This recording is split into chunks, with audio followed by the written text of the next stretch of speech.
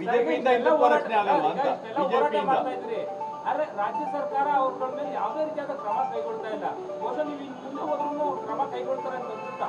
ಮುಂದೆ ಕ್ರಾಂತಿ ಆಗ್ತದೆ ಕರ್ನಾಟಕದಲ್ಲಿ. ಯಾವ ತರ ನೇಪಾಳ ಮಾದರಿ ಜನರು ಸಾಕಾಗೈತ್ರಿ ಭ್ರಷ್ಟಾಚಾರ. ಇವರು ಕೋಟಿಗಟ್ಟಲೆ ಲೂಟಿ ಮಾಡ್ತಾ ಇದ್ದಾರೆ.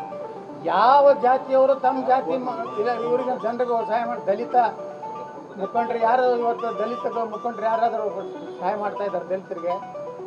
ಇವ್ರ ಮಕ್ಕಳು ಇವ್ರ ಮೊಮ್ಮಕ್ಕಳು ಇವರೇ ಸಾವಿರಾರು ಕೋಟಿ ಕಳಿಸ್ತಾರೆ. ಯಾರು ಲಿಂಗಾಯತ ಲಿಂಗಾಯತರ ಹೆಸರು ಹೇಳ್ಕೊಂಬಂತ ಯಡಿಯೂರಪ್ಪ ಯಾರಿಗಾದ್ರು ಲಿಂಗಾಯತ ಸಮುದಾಯಕ್ಕೆ ಏನು ಮಾಡಿದಾರ? ಒಕ್ಕಲಿಗರ ಹೆಸರು ಮಾಡ್ಕೊಂಡಂತ ಡಿ ಕೆ ಶಿವಕುಮಾರ್ ಏನಾರು ಮಾಡಿದಾರ? ಅಂದರೆ ಹಿಂದುಳಿದ ನಾಯಕ ಇವತ್ತು ಸಿದ್ದರಾಮಯ್ಯನವರು ಅವ್ರ ಸಮುದಾಯಕ್ಕೆ ಏನು ಮಾಡ್ತಾಯಿಲ್ಲ. ಹಳ್ಳಿ ಮೆಳ್ಳಿ ಇವ್ರು ಹೇಳೋದೇನು ನಾವು ಅಲ್ಪಸಂಖ್ಯಾತರ ರಕ್ಷಣೆ ಮಾಡ್ತಿರ್ತಾರೆ. ಅಂದರೆ ಮುಸಲ್ಮಾನರು ಅಷ್ಟೇ ಓಟ್ ಹಾಕಿದ್ದಾರೆ ಸಿದ್ದರಾಮಯ್ಯನವ್ರಿಗೆ. ಕಾಂಗ್ರೆಸ್ ಮುಸಲ್ಮಾನರು ಅಷ್ಟೇ ಓಟ್ ಹಾಕಿದ್ದಾರೆ, ಹಿಂದೂಗಳು ಹಾಕಿಲ್ವಾ? ಈ ರೀತಿ ಒಂದೇನು ಮತ್ತೆ ಹೇಳ್ತಾರೆ ಪುನರ್ಜನ್ಮ ಇದ್ದರೆ ನಾನು ಮುಸಲ್ಮಾನ ಆಗ್ತೀನಿ ಅಂತ. ನಾಚಿಕೆ ಬರಬೇಕಲ್ಲ. ಹೀಗೆ ಇಸ್ಲಾಂದಲ್ಲಿ ಪುನರ್ಜನ್ಮದ ಒಂದು ಕಲ್ಪನೆ ಇಲ್ಲ. ಅದು ಕಲ್ಪನೆ ಇರೋದು ಸನಾತನ ಹಿಂದೂ ಧರ್ಮದಲ್ಲಿ. ನಿಮ್ಗೇನಾದರೂ ಮುಸಲ್ಮಾನರಾಗಿ ನೀವು ಆಗ್ಬೇಕಾದ ಮುಂದಿನ ಜನ್ಮ ಬೇಡ, ಈಗ ಆಗಿಬಿಡಿ.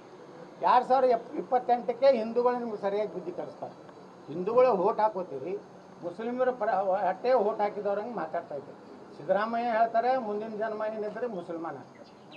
ನಮ್ಮ ಏನು ಭದ್ರಾವತಿ ಸಂಗಮೇಶ್ ಹೇಳ್ತಾರೆ. ಅಂದರೆ ಈ ಹಿಂದೂಗಳ ಓಟಿಗೆ ಬೆಲೆನೇ ಇಲ್ಲ, ಕೇವಲ ಮುಸ್ಲಿಮರಿಂದ ಆಚೆ ಬಂದಂಥ ಏನು ಸಂದೇಶ ಕೊಡ್ತಾ ಇದ್ದಾರೆ. ಇದು 2028ಕ್ಕೆ ಕರ್ನಾಟಕದಲ್ಲಿ ಎಲ್ಲ ಹಿಂದೂಗಳು ಈ ಒಂದು ವ್ಯವಸ್ಥೆಯಿಂದ ಬುದ್ಧಿ ಕಲಿಸುವಂಥ ಕಾಲ.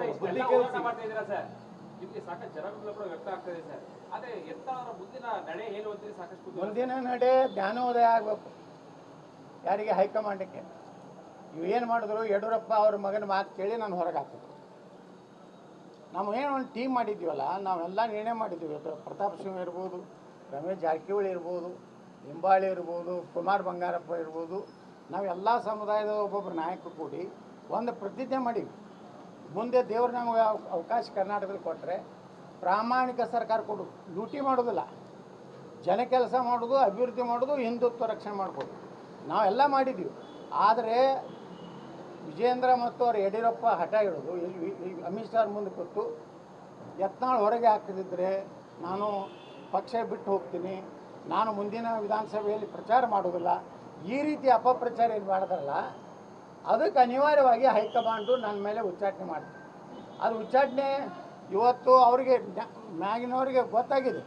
ಅಮಿತ್ ಶಾ ಒಂದು ಕಡೆ ವ್ಯಕ್ತಪಡಿಸಿದ್ದಾರೆ, ಇದೊಂದು ಭಾಳ ಬ್ಲಂಡರ್ ಮಿಸ್ಟೇಕ್ ನಾನು ಯತ್ನಾಳ್ ಹೊರಗೆ ಹಾಕಿದ್ದೆ. ಇವತ್ತಿನ ನಿನ್ನೆ ಒಂದೇನು ಕಾರ್ಯಕ್ರಮ ಇದೆಯಲ್ಲ, ಅದು ಮಂಡ್ಯ ಜಿಲ್ಲೆಯಲ್ಲಿ ನನ್ನ ಜಾತಿ ಜನಾಂಗದವ್ರು ಇಲ್ಲೇ ಇಲ್ಲ, ಅಲ್ಲಿ ಔಷಧಕ್ಕೂ ನಮ್ಮ ಜನಾಂಗಿಲ್ಲ. ಆದರೆ ಅಲ್ಲಿ ಸಿಕ್ಕಂಥ ಒಂದು ಬೆಂಬಲ, ಅಲ್ಲಿ ಸಿಕ್ಕಂಥ ಹಿಂದುಳಿದವರು, ಒಕ್ಕಲಿಗರು, ದಲಿತರು ಏನು ಸಮುದಾಯ ಅದಾವಲ್ಲ, ಅವರು ನಿನ್ನೆ ಸುಮಾರು 10ರಿಂದ 15,000 ಜನ ಏನು ಕೂಡಿದವರು, ಅವರು ಕೇವಲ ಸನಾತನ ಧರ್ಮದ ರಕ್ಷಣೆಗಾಗಿ, ಹಿಂದುತ್ವ ರಕ್ಷಣೆಗಾಗಿ. ಯತ್ನಾಳ ಮುಖ್ಯ ಇಲ್ಲ, ಯತ್ನಾಳ ಯಾವ ಜಾತಿ ಮುಖ್ಯ ಇಲ್ಲ, ಯತ್ನಾಳ ಹಿಂದುತ್ವ ಪರವಾಗಿ ಇವತ್ತು ಗಟ್ಟಿ ಧ್ವನಿ ಅದಾನೆ.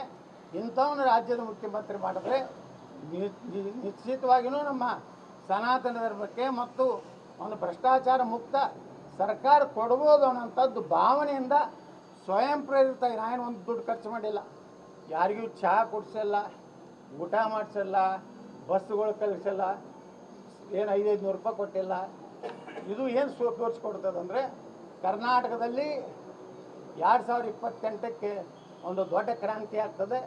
ಹಿಂದೆ ಹೆಂಗೆ ವೀರೇಂದ್ರ ಪಾಟೀಲ್ರಿಗೆ ಕರ್ನಾಟಕ ಜನ 184 MLA ಕೊಟ್ಟಿದ್ದಾರಲ್ಲ, ಅದೇ ಪರಿಸ್ಥಿತಿ ಕರ್ನಾಟಕದಲ್ಲಿ ನಿರ್ಮಾಣ ಆಗ್ತದೆ. ಅಂದರೆ ಸರ್, ಈಗ ಪರ್ಯಾಯ ಶಕ್ತಿ ಮತ್ತು ಟೀಮ್ ಬಗ್ಗೆ ಮಾತನಾಡ್ತಾ ಇದ್ದಾರೆ. ಪರ್ಯಾಯವಾದಂಥ ಒಂದು ಶಕ್ತಿಯನ್ನು ಕರ್ನಾಟಕದಲ್ಲಿ ಯತ್ನಾಳ್ ಅವರು ಹುಟ್ಟಾಕ್ತಾ ಇದ್ದಾರೆ ಅಂತ ಬಿಜೆಪಿ JDS ಕಾಂಗ್ರೆಸ್ನ ಹೊರತುಪಡಿಸಿ ನೋಡಿ, ನಮ್ಮದು ಈ BJPನ ರಿಪೇರಿ ಮಾಡಬೇಕತ್ತಿದೆ. BJPಯಲ್ಲಿ ಇದೇನು ಕುಟುಂಬಶಾಹಿ ಬಂದುಬಿಟ್ಟಿದಲ್ಲ, ಈ ಭ್ರಷ್ಟಾಚಾರಿಗಳು ಏನು ಅದಾರಲ್ಲ, ನೀವು ಎಷ್ಟು ಕೇಸ್ ಇದೆ ಯಡಿಯೂರಪ್ಪ ಮೇಲೆ ಭ್ರಷ್ಟಾಚಾರದ್ದು?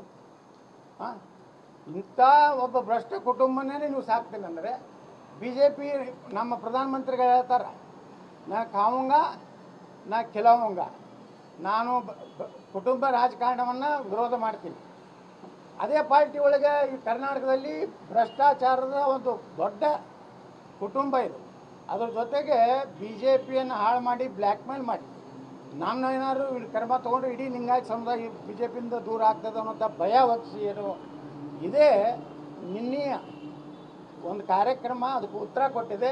ನಾವು ಜಾತಿ ನೋಡೋದಿಲ್ಲ, ಯಾವ ಉತ್ತರ ಕರ್ನಾಟಕ ನೋಡೋದಿಲ್ಲ, ನಮ್ಮ ಸನಾತನ ಧರ್ಮ ಮತ್ತು ಭ್ರಷ್ಟಾಚಾರ ಮುಕ್ತ ಒಬ್ಬ ಲೀಡರ್ ನಮಗೆ ಬೇಕನ್ನುವಂಥ ಸಂಕೇತವನ್ನು ನಿನ್ನೆ ಮಂಡ್ಯ ಜಿಲ್ಲೆಯ ಜನ ಕೊಟ್ಟಿದ್ದಾರೆ ಅಂತ ನಾ ಹೇಳಿಕೆ ರಿಪೇರಿ ಪ್ರಶ್ನೆ ಅದಲ್ಲ ಸರ್. ಈಗ ರಿಪೇರಿ ಆಗದೆ ಇದ್ರೆ ವಾಟ್ ನೆಕ್ಸ್ಟ್? ರಿಪೇರಿ ಆಗದೆ ಇದ್ರೆ ಹೇಳಿಬಿಟ್ಟಿದ್ದಿಲ್ಲ ನಾವು ಪಕ್ಷ ಕಟ್ಟುವುದು ಖಚಿತ, 28ಕ್ಕೆ ನಮ್ಮ ಸರ್ಕಾರ ಬರೋದು ನಿಶ್ಚಿತ, ರಾಜ್ಯದ ಜನರಿಗೆ ಒಳ್ಳೆಯ ಸರ್ಕಾರ ಕೊಡೋದು ಅಷ್ಟೇ ಸ್ಪಷ್ಟವಾಗಿ ನಾವು ನಿರ್ಣಯ ಮಾಡಿದ್ದೇವೆ. ನಮ್ಮದೇ ಸರ್ಕಾರ ಬರ್ತದೆ ನೋಡಿ. ಈ ಸರ್ಕಾರ RCBಯಲ್ಲಿ ಏನು ಮಾಡ್ತು? RCB ತಪ್ಪು ಯಾರ್ದು? CM, DCM, home minister. ಈ 3 ಜನ ಮಾಡಿದ ತಪ್ಪಿಗೆ 3 ಜನ ಅಧಿಕಾರಿಗಳನ್ನ ಬಲಿ ತೊಗೊಂಡ್ರು. ಏನು ತಪ್ಪು ಮಾಡಿದ್ರು ಅವ್ರ ಅಧಿಕಾರಿಗಳು? ಈ ವಾಲ್ಮೀಕಿ ಜನಾಂಗದ ಬೆಂಗಳೂರು ಕಮಿಷನರ್ ಇದ್ರಲ್ಲ ದಯಾನಂದ್ ಅವರು, ಅವರೆಲ್ಲ ಏನು ರಿಪೋರ್ಟ್ ಹಾಕಿದ್ರು, ಏನು ಪತ್ರ ಬರೆದಿದ್ರು ಸರ್ಕಾರಕ್ಕೆ? ಈಗ ಇಷ್ಟು ಬೇಗನೆ ಅರ್ಜೆನ್ಸಿ ಒಳಗೆ ನಾವು ಇಲ್ಲಿ ಕಾರ್ಯಕ್ರಮ ಮಾಡೋದು ಒಳ್ಳೆಯದಲ್ಲ, ನಮಗೆ ಸೆಕ್ಯೂರಿಟಿ ಕೊಡೋದು ಆಗೋದಿಲ್ಲ ಅನ್ನೋಂಥದ್ದು ಭಾವನೆ ವ್ಯಕ್ತಪಡಿಸೋದು ಸಹ ಸಿದ್ದರಾಮಯ್ಯನವರಿಗೆ DCM ಅವರಿಗೆ ತಮ್ಮ ಸ್ವಂತ ಒಂದು ಚಟ ಅಂದರೆ ಯುವಕರು RCB ನೆಪದಲ್ಲಿ ಯುವಕರನ್ನೆಲ್ಲ ನಾವು ಸೆಳೆದು ಬಿಡಬೇಕು. ಮುಂದಿನ ಚುನಾವಣೆ ಯುವಕರ ಒಂದು ದೊಡ್ಡ ಶಕ್ತಿ ನಮ್ಗೆ ಸಿಗ್ತದೆ. ಯಾಕಂದರೆ ಯುವಕರೆಲ್ಲ ಹಿಂದುತ್ವ ಪರವಾಗಿದ್ದಾರೆ, BJP ಪರವಾಗಿದ್ದಾರೆ. ಅದನ್ನು ಈ RCB ಮೂಲಕ ತಾವು ತಗೋಬೇಕಂತೇಳಿ ಯಾರ ಮ್ಯಾಗ ಹಾಕಿದ್ರು? ಆ 3 ಅಧಿಕಾರಿಗಳನ್ನ ಬಲಿಪೋಷ ಮಾಡಿದ್ರು. ದಯಾನಂದ್ ಅವ್ರದ್ದು ಏನು ತಪ್ಪಿದೆ? ಸರ್ಕಾರ ಹೇಳಬೇಕು. ಸರ್ಕಾರ ಆ ದಯಾನಂದ್ ಅಧಿಕಾರಿ ಅವ್ರದ್ದು ಏನು ಇನ್ನೂ ಉಳಿದ ಅಭಿವೃದ್ಧಿ. ಹಾಗೆ ನಿನ್ನೆ ಅಡಿಷನಲ್ SP ಅನ್ನು ಮೊನ್ನೇನು ವರ್ಗಾವಣೆ ಮಾಡಿದ್ದಾರೆ. ಯಾಕಂದರೆ ಅವರು ಏನು ನ್ಯೂಟ್ರಲ್ ಆಗಿ ಇವತ್ತು ಚಲುವರಾಜ ಸ್ವಾಮಿನೇ ಏನು ಸ್ಟೇಟ್ಮೆಂಟ್ ಕೊಟ್ಟಾರೆ? ಮುಸಲ್ಮಾನರ ತಪ್ಪಿದೆ ಅಂತ. ಹಂಗಾದ್ರೆ ಚಲುವರಾಜ ಸ್ವಾಮಿ ಸಚಿವ ಸಂಪುಟದಿಂದ ಕೈ ಬಿಡ್ತೀರಾ? ರಾಜಣ್ಣವ್ರಿಗೆ ಅನ್ಯಾಯ ಮಾಡಿದ್ರಲ್ಲ ವಾಲ್ಮೀಕಿ ಜನಾಂಗದವ್ರು. ಒಬ್ಬ ರಾಜಣ್ಣ ನೇರವಾಗಿ ಮಾತಾಡ್ತಿದ್ರು. ಅವ್ರೇನು ತಪ್ಪು ಮಾತಾಡಿದ್ರು? ಅವನು ಉಚ್ಚಾಟನೆ ಮಾಡಿದ್ರಿ. ವಾಲ್ಮೀಕಿ ಹಗರಣ ಮಾಡಿದ್ರಿ ನೀವು. SC ST ಪರವಾಗಿರುವಂಥ ಸಿದ್ದರಾಮಯ್ಯನವರೇ 184 ಕೋಟಿ ರೂಪಾಯಿ ಹಗರಣ ನೀವು ಮಾಡಿದ್ರಿ. ಮೊನ್ನೆ ಬೋವಿ ಒಡ್ರ ಸಮಾಜದ ಹಗರಣ ಆಯಿತು. SC ST ಜನಾಂಗಕ್ಕೆ ಸಿಗಬೇಕಾದಂಥ ಬಡವರಿಗೆ ಅವ್ರಿಗೆ ಹಣ ಸಿಗಬೇಕಾದಂಥ ನೀವು ಕಿತ್ತಾ ಇದ್ದೀರಿ. ನಾಲಾಯಕರಿದ್ದೀರಿ. ನಿಮಗೇನು SC STಗಳ ಬಗ್ಗೆ ಮಾತಾಡೋ ನೈತಿಕತೆ ಇದೆ? ನಿಮಗೇನು ಹಿಂದುಳಿದ ವರ್ಗದ ಬಗ್ಗೆ ಮಾತಾಡೋ ನೈತಿಕತೆ ಇದೆ? ಅದಕ್ಕೆ ಸಿದ್ದರಾಮಯ್ಯನವ್ರದ್ದು ಒಂದು ಏನು ಮೊದಲೊಂದು ಇಮೇಜ್ ಇತ್ತು, ಅಹಿಂದ ಲೀಡರ್ ಇರ್ತದೆ.